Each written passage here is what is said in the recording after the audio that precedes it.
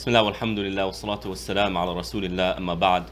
Last time we went through the remaining benefits of lowering gaze, and now we start entering into another topic, and that is the whole philosophy of love. What is love? What kind of loves? What different kind of love is there? Levels of love, and really what's going on? What's happening? And the way Ibn Qayyim rahmatullah alayh introduces this topic, and this topic will take us to the end of the book. And he goes into immense detail here. The way he presents this topic is through the lens of ishq. What is ishq? And we'll get to that. And when is love or ishq healthy, appropriate, and when is it unhealthy, unappropriate? Now, before we dive into this topic, let's tie it back to the theme of the book. Just to remind ourselves, we've gone through, mashallah, the majority of the book. There's just this last topic, which will take several sessions. The point that Ibn Qayyim rahmatullah alayh is addressing, or the topic he's addressing, is what's going on with this young man who's going through a crisis of faith. And in a previous session, he mentions that he believes this individual is struggling with what we would call today same-sex attraction. Now, whether the individual is engaging in that behavior or not, Ibn Qayyim doesn't seem to theorize, but his theory is that this man has fallen into some sort of very unhealthy type of love, right? And again, that's same-sex attraction in Ibn Qayyim's imagination. And we addressed homosexuality, and he mentions that, well, how can we deal with this? And he mentions that there is the preventative measures that we put. That preventative measure is lowering the gaze. And we spoke about that over the previous sessions. Now he's going into, well, if someone has fallen into it, they're being tested with this. Now, Ibn Qayyim doesn't really go into why, right? He doesn't go into what's causing it. Today you have, is it biology? Is it genetics? Is it psychological? And you have the whole 9 yards. And Ibn Qayyim doesn't care. You're in it. You're in it. And I've said this a lot recently. In this session, other sessions, inside this masjid, outside this masjid. Because, you know, when I talk to people and they're coming to me with their problems and their concerns, the most common question they want answered is, why is this happening to me? Why? And that's a significant question. However, what I'm finding, especially when I kind of contemplated Asiya, the lady, the wife of Fir'aun, and her story, when I contemplated her story and how the Quran presents her story, although it's brief, but how it presents it, Asiya, remember, this is one of the perfect ladies, and Allah tells us, take her as a role model. Asiya in the Quran is not entertaining the question of why. Allah's not answering the question of why He married her to Fir'aun. She doesn't even ask the question. I'm not saying she never thought of this in her life, but the way the Quran is depicting her as this perfect lady, she doesn't ask, why is this happening to me? But rather, what the Quran is showing is what she's doing, how she engaged her situation. And so I tell people who are going through difficulty, look, we can agree that there's a wisdom behind it. But in my experience, you won't understand the wisdom until after the fact. Because the goal of a test is to give you something, to remove something that's harming your relationship with Allah subhanahu wa ta'ala, to help you grow, whatever it is. But you'll only realize that after. Because you're meant to grow through this test, or as a result of this test. You won't see that growth until later, right? It's like a child looking in the mirror and saying, okay, grow, I want to see myself grow. No, you're not going to see yourself grow. You need time to go by, and then you can see, oh wait, I have grown, right? So when a person is being tested, I encourage them, don't ask the question why, save that for later. Because after the fact, you'll see how you've grown. Now you know, okay, this is why this has happened to me, right? But during the test, ask yourself, what do I need to do? What do I need to do? Right? So Ibn Qayyim isn't asking, why is he going through this? What are the potential wisdoms or whatnot? He says, okay, let's see what we need to do. And in the psychological realm, this is called the growth mindset. So there's a fixed mindset and there's a growth mindset. The fixed mindset is, this is how I am, and this is how it always will be. Why this, why that? Versus the growth mindset is, okay, I have a challenge, let's see what I can do about it. Right? And so in the topic of failure, someone with a fixed mindset, if they fail, they will say, I'm a failure. Someone with the growth mindset will simply say, I failed. It's very different. I'm a failure versus I failed. Two very different statements, right? So Ibn Qayyim, who cares about why this is happening? Let's leave that aside. Let's look at what we need to do. And he's looking at it through the lens of attachment, human attachment. How do I attach myself to other people? Why do certain things become attached to me? What are the causes, and how do I engage that, right? And this whole attachment, this is an entire theory and realm within psychology, right? Sheikh Hassan is doing his major study about God attachment. How does one attach him or herself to Allah? Well, it has to do with how they imagine Allah subhanahu wa ta'ala. What are the names and attributes that seem to dominate this person's imagination when it comes to who Allah subhanahu wa ta'ala is? For your generation, my generation, the most dominant attribute of Allah is this fear. Kind of, Allah is out to get you. Be afraid of Allah subhanahu wa ta'ala. Well, where's that coming from? I think we know. That's how we're raised. And that's how our governments are. Be careful, I'll come after you, and you're going to get it good. And so we begin to imagine that, well, I look at the authorities in my life, whether it's parents, the politicians, the police, and they're just out to get me. And if I do anything wrong, if I make a mistake, bam, I'm punished. Then they start taking this and they apply it to Allah subhanahu wa ta'ala. Right? So attachment, how we're attached to things, why we become attached to those things, this is how Ibn Qayyim rahmatullah alayhi is going to go through the remainder of the book. And so he says that there is the only true love. And by true he means pure. Love that is truly pure. The only pure love a person can ever truly achieve is love of Allah subhanahu wa ta'ala. This is the only real love, real in terms of purity. Not real in terms of, I love my children, oh, it's not real. No. Love in terms of this is pure love. Okay?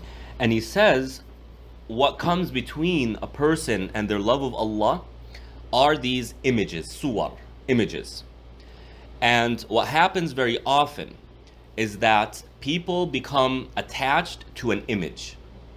Look at celebrities, celebrity worship. This is a really big problem. Western world, Eastern world, Muslim world, non-Muslim world, this whole celebrity culture and the celebrity class is a major fitna for humanity today. Why? Because these celebrities have a particular image in the minds of the masses. What is that image? Perfect beings. They're perfect in their beauty, they're perfect in their resources, and they're perfect in their lifestyles. Right? Well, resources, right? And so when Elvis shakes his hips, women faint. I mean, it's hilarious when you think about it. It's really funny. Right? But that was going on, wasn't it? Yes. In the Arab world, an individual, Abdul Halim Hafiz, from Egypt, singer, and he's not singing bad things. I mean, back in the day, you know this, I'm sure same in your cultures. But they used to sing about wisdoms. There used to be calmer music, more appropriate music and whatnot. But this guy would say a few things. He looks at a lady and she faints. And they faint, right? You have this in teenage girls, for example. Justin Bieber, who's one of the most bizarre individuals I've seen in my life, right? And he passes by a 14-year-old girl and they're all screaming and whatnot. They can't handle it. Why do they faint? They're overwhelmed. Overwhelmed with what? With ishq, with love. And this isn't love that is good love. This is love that is tainted with things that harm us, right? So if pure love and the only real healthy love is love of Allah, then the opposite of this, the poison to this, that which taints this, is being attached to images. Being attached to images.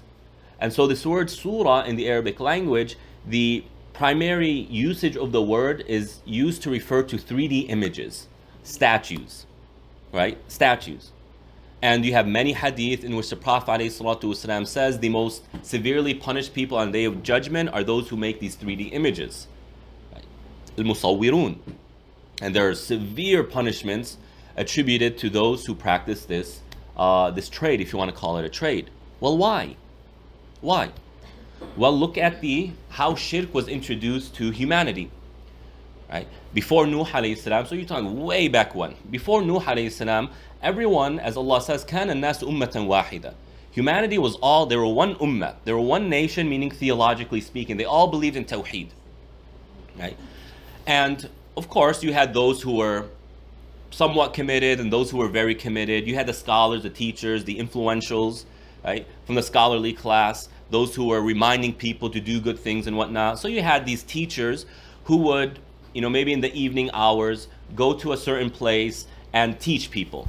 And people would gather after the workday or maybe in the morning, whenever it was.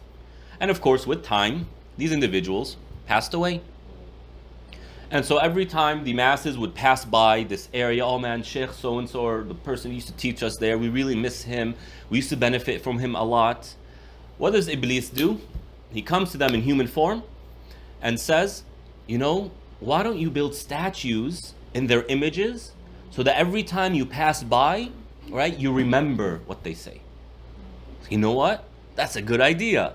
They do that. So they build these statues in the images of these beloved people, and every time they pass, what happens? Oh man, I remember when he taught me this. They're inspired by it. They remember, I had a bad day, but I remember this person taught me that. Right? And they're seeking inspiration and motivation by looking at that image. Now, what's going to happen to the heart when these good feelings, this motivation, becomes attached to that image? What happens to the heart? No, not yet. The heart becomes attached to that image, right? Every time they pass by this image, what's going to happen to their heart? It's going to move in emotion, right? Well, how do we behave as human beings? We behave by emotion. I'm not saying we're irrational. What I'm saying, emotions affect and influence our behaviors. It influences the way we look at things. If you're feeling happy, right, how are you going to view the world around you? Positive. Oh, mashallah, today it's sunny outside and the sky is blue. But if you're ticked off, you're upset, you're very stressed, how are you going to view the world? Right? When I first went to Jordan and I was extremely stressed out, I had no idea what's going on and whatnot. The weather in Jordan is pretty similar to here. Sky is mostly blue, right? And when I think of those days, all I can think of is darkness. The skies were blue, but because I was going through difficulty, I just remember darkness. Why? Our emotions affect our behaviors and affect the way we view the world, right? So you have these statues now, and people are passing by and looking, man, I feel so good when I see this image, when I remember this person. Now the heart is becoming emotionally aroused by who? Other than Allah. Their hearts are being attached to who? Other than Allah. They're feeling hope, and they're feeling motivation, and they're feeling inspiration that's aroused by other than Allah subhanahu wa ta'ala. And now you begin the attachment cycle. So Iblis leaves them that way. Few generations down the line, these young ones are looking and they're like, who are these people? Why did our forefathers build these statues? They're puzzled. Now's the opportunity. Iblis comes again, human form, tells them your fathers used to worship them. Oh, okay. And they start worshipping idols.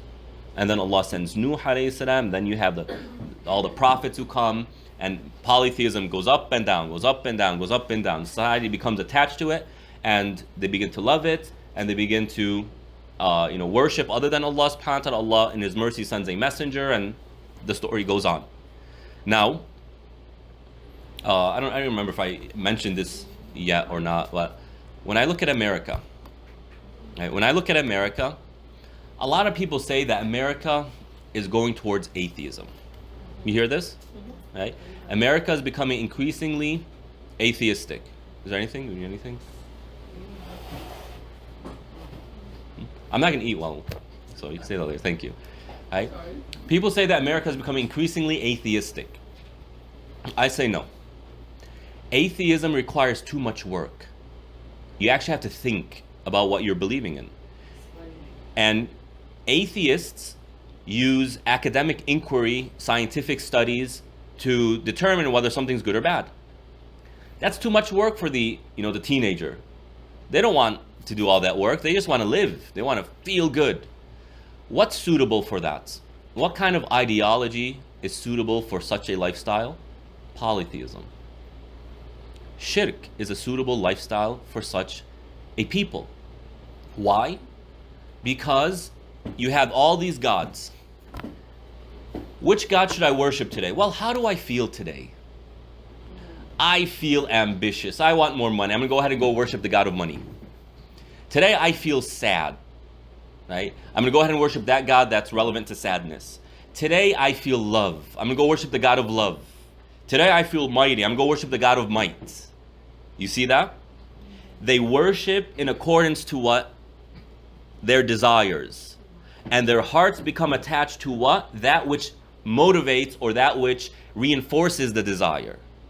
And thus their hearts are attached to who? To other than Allah. And who do they love? Other than Allah subhanahu wa ta'ala. And they make little figurines of their idols and they put it on their backpack and they feel good. Right? وَاتَّخَذُوا مِن دُونِ اللَّهِ آلِهَةً لِيَكُونُوا لَهُمْ عِزًّا. They take gods besides Allah subhanahu wa ta'ala thinking that it gives them might. I have my God here with me. I feel good today. Right? So you see how polytheism really works with a people or a person who follows their desires. And all of this is starting where? Being attracted and attached to an image. Why? Because, take this God of whatever. Let's say the God of, who's the God of love? I don't know. Let's say the God of love. Right? I don't know. Let's say the God of love. Right? You have this image and this name that's attributed to the God of love. Now, is there any evidence that there even exists a being with this name? No. Is there any evidence that even if someone exists with this name that they can do these things? No.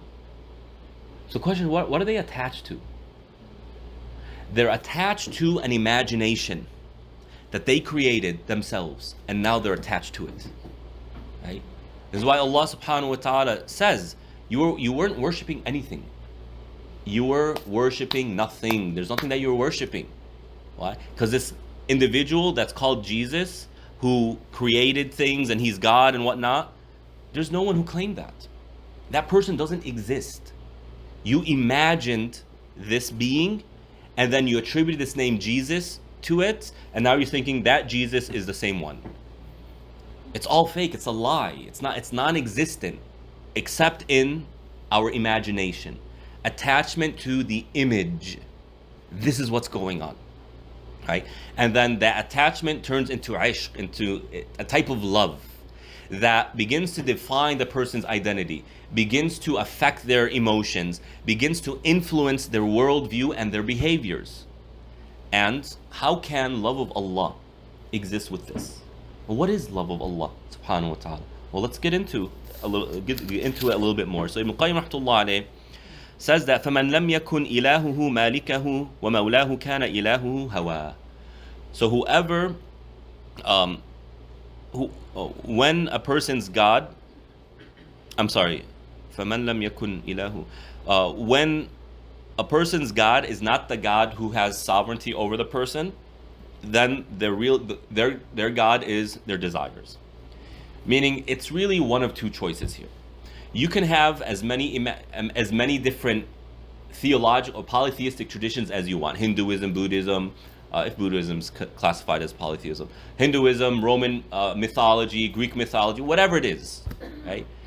In the end, it's one of two things. Either you worship Allah or you worship your desires. And I explained how shirk is really desire worship. You just worship a God in accordance to what you want, who you want to worship. Well, today I want to make some money, let's go and worship the God of money. Today I want to feel love, let's go ahead and worship the God of love. It's beginning with here, right? So you either worship Allah or you worship your desires. It's one of two things. So Allah subhanahu wa ta'ala says, أَفَرَأَيْتَ مَنِ اتَّخَذَ إِلَهَهُ هَوَاهُ وَأَضَلَّهُ اللَّهُ عَلَى عِلْمٍ. Have you seen the one who has taken their desires as their God, as their deity? They worship it. I submit to how I feel. If I feel ambitious, I worship that ambition. And I just worship a 3D projection that I imagined, all right, or I assumed is real. If I feel love, then I worship my desires. I worship that love by worshiping that 3D projection of my love. Do you see how all of this is working? Right? So this is serious stuff, very serious stuff.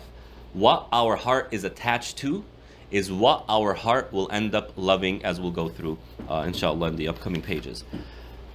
And then Ibn Qayyim rahmatullahi alayhi says that there are 10 levels of love. And I don't want to spend too much time here, but I'll just go very, very briefly through these 10 levels. I don't even know if he goes through all 10. We might even have gone through it in Madarij al-Salikin.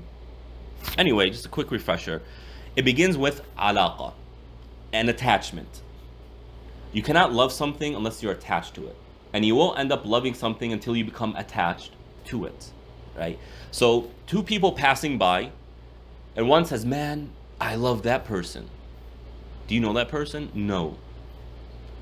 Do you engage with that person? No. Have you ever seen that person? No. How do you love them? It doesn't make any sense, right? But two people who are working together and they're seeing each other several hours throughout the week, right? You can see, you know what? I have an attachment with that person. But yeah, it makes sense, right? So love begins with an attachment. This is the first level of love, an attachment. And then as-sababa, which means the heart begins to kind of lean towards it. I'm attached, to, let's say, to my phone. But if my phone isn't around me, if I put my phone somewhere away from me, it doesn't bother me. It makes no difference. Sababa is a second level of love to where, you know what? I feel my heart kind of leaning towards it. I remember it more frequently than other things. I feel a little bit agitated when it's not near to me. I can feel how sometimes when I think of this thing or I imagine this thing, it affects my emotions. Does that make sense? This is the second level. And then you have al-gharam. Gharam is when this attachment becomes persistent. Right? It's a constant remembering of this individual. This is when, the crushes begin, as they say. So-and-so has a crush on so-and-so. They think about the person a lot. They want that person to be with them all the time or often. And then Ibn Qayyim mentions al-ishq, and this is intense love. This is a strong amount of love to where the person is simply agitated. They have emotional reactions that are significant. It's not just I feel this way. No, these feelings are beginning to affect their behavior, right? And it's intense. If I feel like I can't have that person, I fall into a type of depression. If I'm with that person, you can clearly see that I'm happy, I'm excited, I'm relaxed, etc. When a person falls into ishq, this is when the emotional attachment to what they love is so strong, it begins to influence them, right? Their behavior, their worldview, their imagination, etc. Their goals in life, their identity, among other things. And linguistically, it connotes a type of irrationality, right? So-and-so has a crush on so-and-so and they're willing to put thousands of dollars to make that person happy. wait a minute, you don't have thousands of dollars. What are you doing? There's a type of irrationality here. And this is why Allah subhanahu wa ta'ala is not, one of his names is not al-ashiq. Right? Allah subhanahu wa ta'ala loves, but he's not al-ashiq. Why? Because Allah is not irrational. He only behaves in what? With ilm and hikmah subhanahu wa ta'ala. Although you will find in books of tazkiyah, this manzila, the station of ishq, and I believe we went over it. Now the next level is ash-shawq, longing. And we went over this as well in Madarij as-Salikin. The person needs to be with this other person. They miss the person. It becomes a fundamental part of their life. So in a healthy relationship, two individuals have been married for decades. And one of them travels, for example. Well, the other is going to feel a type of shawq, longing. I miss this person. I'm used to them being around me all the time. It's hard for me to not be with this person. Again, I won't go into details here because we went over these stations before. And then you have at-tatayyum, which is the second highest level of love, and that is when that love becomes worship. Right? It becomes worship, where the person begins to submit themselves, right, to this deity, to this individual. Submit to where it's kind of what we would call blind love. I'll do whatever you want, no matter what it is. And this is a serious condition, to be honest. Now, one might say, well, I do whatever my husband wants or my wife wants. Does that make me? No. When you do that, you're being cooperative. You realize there's a common goal, a common gain. When I cooperate, when I listen to my husband or to my wife, I'm cooperating with them. No, this is a whole different level. This is when a person falls into worship of the one that they love or they have attachment to. And of course, this is only allowed with Allah subhanahu wa ta'ala. We're not allowed to behave this way with other than Allah subhanahu wa ta'ala. But in the context of Allah subhanahu wa ta'ala,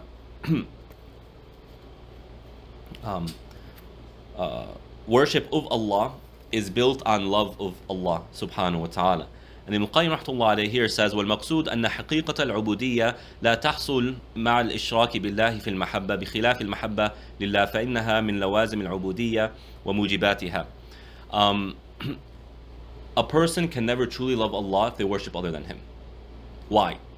Because when you look at these various levels of love, what you find is that the more intense the love is, the more exclusive it becomes. The more exclusive it becomes. A person simply cannot handle being in intense love with two different individuals. Right? It's not going to work. And even if it's two, it by default will reduce the intensity of that love. So the more a person becomes attached to someone or something, the more they love it. The more they fall into love, the more exclusive that love becomes. So with Allah subhanahu wa ta'ala, we're talking about the highest levels of love, at-tatayyum and at-ta'abbud. This is the highest level of love. And that can only be for Allah subhanahu wa ta'ala. Period. Because how can you claim to truly love Allah subhanahu wa ta'ala when you're willing to give these things, these exclusive behaviors to other than Allah subhanahu wa ta'ala? So I'll give you an example. There are certain things a wife will only do for her husband, and a husband will only do for his wife. A parent will only do for their children. I'm not doing this for anyone else. It's simply not going to happen. Right? So, for example, let's just say making tea. If, some random guy says, hey, can you go make tea for me? Excuse me? That's not going to happen. Right? Get lost. Right? But if it's your husband, you say, yeah, sure, I'll do that for you. Right? Of course, he needs to earn it. Let's be real here. We're just kind of giving very simple examples, so let's not overthink it. Right? They need to earn it. That's something you're willing to give your husband. The husband's willing to give to the wife. I won't give it to anyone else. And that shows that exclusivity in that relationship. There's no one in my life like you. Right? But as soon as we begin to behave that way with other people, what happens? It's not good. Right? It's problems. Why? Because, well, what is our relationship then? So, for example, ladies, and you can correct me if I'm wrong, ladies like to have things that only they have. You know, for example, a lady's wearing this dress, you don't want to be wearing the same dress, right? Yeah. You feel this way. So if a husband, goes and says, you know what, I'm going to buy my wife this watch. Why? Because my sister has that watch and she likes it a lot. It could be an incredible watch, right? And it could even be that in a previous time she said, I really like this watch. But if she knows he bought her that watch because his sister has it and his sister likes it, is she going to want it? Probably not, right? Why? Because I want my husband to give me something that only I have. There's this exclusivity. And in that exclusivity, you feel the love. You feel that uniqueness. That's true attachment. That's strong attachment. Now, with Allah subhanahu wa ta'ala, we do many things that we will only do for Him. Such as salah, such as zakah, such as fasting, such as going to Hajj, such as all these things that we do. And so I always ask this question: would you ever be willing to put your head down on the floor for your parents? Would you ever do, let me put it this way, would you ever do sujood for your parents? No. Back home, a lot of people actually, they demand that their sons, their daughters and daughters-in-law, when they see the father-in-law and mother-in-law, they bow down and touch their feet. So I don't know if it falls into That's not sujood. That's not sujood. I'm talking about sujood. Yeah, so I don't know if it falls into sujood. No, we're talking about sujood. Right? We won't do that for our parents. I love you. I love you a lot. That's just not for you. If your husband comes and tells you, today, I don't want you to eat or drink anything until I come. So when we have dinner together, it feels so good. You might smile and say, you got it. But as soon as he leaves, you're going to have your coffee, you're going to have your tea, you're going to have some breakfast. You might not fill yourself up, but you're not going to listen. Why? Because, you know what? That's not between me and you. That's between me and Allah subhanahu wa ta'ala. So notice, our relationship with Allah is built on actions you will never do for anyone else. And that's what makes that love so unique. Now you begin to do these things for other than Allah. Do you really truly love Allah? No. What are you giving to Allah that you're not giving to anyone else or anything else? So how can someone prostrate to an idol and then prostrate to Allah and say, oh Allah, I love you the most? What are you doing that expresses that unique love to Allah subhanahu wa ta'ala? Nothing. But Islam and all the ibadat, you will never do this for anyone else. Period. That's what makes it love. That's what makes it a relationship. Right? So when it comes to love, Allah subhanahu wa ta'ala, our relationship to Allah is built on ibadah, which is built on love. Right? And that love is expressed through exclusive behaviors that we don't do for other than Allah subhanahu wa ta'ala. But the people of shirk, they do these behaviors for other than Allah. They'll prostrate to these idols. They will give sadaqah for these idols. They will sacrifice for these idols. They will fast for these idols, etc. And then they claim that we love Allah subhanahu wa ta'ala. What's the proof? What are you doing? Right? That's exclusive to Allah subhanahu wa ta'ala. But for the Muslim, the Prophet ﷺ says, ثَلَاثٌ مَنْ كُنَّ فِيهِ وَجَدَ بِهِنَّ حَلَاوَةَ الْإِيمَانِ. That there are things that we do that it really brings out the sweetness of faith, the sweetness of our relationship to Allah. What are they? أَنْ يَكُونَ اللَّهُ وَرَسُولُهُ أَحَبَّ إِلَيْهِ مِمَّا سِوَاهُمَا. That Allah and His Messenger are more beloved to us than other than Allah subhanahu wa ta'ala, than other than Him. أن يحب المرء لا يحبه إلا لله. That when we love fellow people, we love them for the sake of Allah subhanahu wa ta'ala.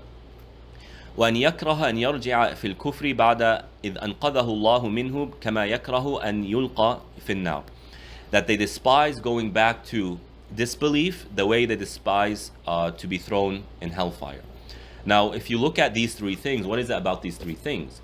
Well, the first one, and that is loving Allah and His Messenger more than anything else, this is the essence of love. The second one is, well, we love things other than Allah. We love our kids, we love our parents, we love other people. Right? But what happens is when our love for Allah becomes so intense, that love begins to branch out. And it becomes so strong that even the other things I love in my life, they're an extension of my love for Allah. So when I love a fellow Muslim, it's not that they do things for me and that makes me love them. It's not that, this person is related to me, therefore I love them. I love them because they say La ilaha illallah. And I know Allah loves when people say La ilaha illallah. So it's not that I love him for himself, but rather I love that person because I assume Allah loves that person. So the essence of love is given to Allah. What branches out of that love is given to Allah subhanahu wa ta'ala. And the potential things that can harm this love becomes despised to me. And this is another layer of love. Because if you truly love someone, you despise anything that bothers that person. Okay? So when we see our kid sick, oh man, that's tough, right? That's really tough. Why? Because in my love for my child, I don't want anything to harm this child. And that feeling of protection and that feeling of I don't want to see you, sad or anything like that, that is an extension of that love. So look at how perfect the love of a believer is for Allah. And then, once we achieve this, that's when we begin to taste the beauty of Iman. So all of our religions revolve around love. How we look at Allah is love. How we attach ourselves to other things in this life is an extension of Allah, becomes an extension of our love for Allah subhanahu wa ta'ala. And the things that we don't like is also influenced by our love for Allah subhanahu wa ta'ala. This encompasses love in all of its primary categories and aspects. And the Prophet ﷺ says, "Man ahabba lillahi wa abghada lillahi wa a'ta lillahi wa mana'a lillahi faqad istakmala al-iman." A person perfects their iman when they love for the sake of Allah, meaning why I love this, why I love that, goes back to Allah and what pleases Allah and what Allah subhanahu wa ta'ala loves. Why I dislike this and why I dislike that goes back to what Allah dislikes. So it's not me, it's not personal, it's not my desires, but rather my heart becomes regulated by what pleases Allah and what displeases Allah subhanahu wa ta'ala. How attached is such a heart to Allah subhanahu wa ta'ala? Also, they give for the sake of Allah and they restrict for the sake of Allah. Why did I do this? Why did I give this? Because it pleases Allah. And because it pleases me, and because there's self-gain. Even when I don't give, it's not because I don't give because, I don't want to give, or I don't like you, or I'm stingy. But rather, I don't give because, I think it's more pleasing to Allah when I don't give. I think Allah wouldn't like it if I gave at that moment. So, how they are attached to other people and their own behaviors, all of it revolves around this question of what does Allah love and what doesn't Allah subhanahu wa ta'ala love. This is when, as the Prophet ﷺ says, فَقَدْ اسْتَكْمَلَ الْإِيمَانِ. This is when we perfect our faith. Of course, we work towards this. Right? This is a lifelong journey, a lifelong mission. Someone who's 20 years old is not going to have this. Someone who's 40 years old is not going to have this. Right? Unless they're the prophets. But it's something that we can work towards. Okay. There are 4 types of love. One is mahabbatullah, and that is love of Allah subhanahu wa ta'ala. وَلَا تَكْفِي وَحْدَهَا فِي النَّجَاةِ مِنْ عَذَابِ اللَّهِ وَالْفَوْزِ. Love of Allah. People who say, I love Allah. Ibn Qayyim rahmatullah alayhi says, that's great, that's not enough. And that's not what's going to save you from punishment in the day after. So those who come and say, Allah knows how much I love Him. Why don't you pray? Why don't you fast? Why don't you give your zakah? It's okay. Allah knows how much I love him. Okay, you love Allah subhanahu wa ta'ala. Guess what? That's not enough. That's not enough. And even if you're honest in that love for Allah, right? How strong is it really? You're not willing to do anything for the sake of Allah. Why don't you pray? It's going to go back to something in the self, some sort of desire. Why don't you give your zakah? It's going to go back to your desires. Why don't you fast? It's going to go back to your desires. I love Allah, but I won't do the things that He loves. Well, why won't you do the things He loves? Because I love myself more. So, the first type of love is love of Allah, and that's not enough to get to paradise, and it's not enough to save oneself from the punishment. Because, well, the mushrikeen love Allah. Allah never denies that they love Him. Allah accuses them that your love is fake, or your love is insufficient. It's tainted. It's poisoned. Right? It's more of a facade than it is a reality. The second type of love is mahabbatu ma yuhibbullah. Love of what Allah subhanahu wa ta'ala loves. And this is what allows a person to enter into Islam and what causes them to leave Islam. And the most beloved people to Allah subhanahu wa ta'ala are those who most perfect this. It's everything becomes, I love these things because I know Allah loves them. And I don't like these things because I know Allah subhanahu wa ta'ala doesn't like them. And when a person accepts La ilaha illallah, they accept it at a level of love of Allah. That I know this is what pleases God. And therefore, I'm going to do it. And when does someone leave Islam? When the love of Allah becomes something just meaningless to them. Or they simply despise Allah subhanahu wa ta'ala. They're upset with Allah subhanahu wa ta'ala. Like Iblis. He fell out of Islam, he fell out of faith. Why? Well, you chose him over me. That doesn't fly with him. The third type of love is al-hubbu lillahi wa fihi, loving for the sake of Allah, and loving for the sake of Allah subhanahu wa ta'ala. So the second one is loving what Allah loves. And then the third one is loving for the sake of Allah subhanahu wa ta'ala. And we mentioned kind of what that means. And the fourth is al-mahabbatu ma'allah, loving with Allah. And that is shirk. I love something the way I love Allah subhanahu wa ta'ala. As Allah subhanahu wa ta'ala says, وَمِنَ النَّاسِ مَن يَتَّخِذُ مِن دُونِ اللَّهِ أَنْدَادًا يُحِبُّونَهُمْ كَحُبِّ اللَّهِ. Among mankind are those who make certain things equals to Allah, and then they end up loving those things the same way they love Allah subhanahu wa ta'ala. How so? Well, I love Allah and therefore I prostrate to Him. I love these idols, therefore I prostrate to these idols. So they love these idols the way they love Allah subhanahu wa ta'ala. The level of love that they have for these idols is the same level of love they have for Allah subhanahu wa ta'ala. So this example that I give, would you ever fast, not eat, because your husband asked you, requested that for you? Would you ever prostrate, do sujood to your parents because they asked you? You see this? No way. I won't do that, sorry. See, that's so meaningful, but I don't think we quite appreciate what that really means. It means that your attachment to Allah, your love of Allah, is higher than your love for anyone else.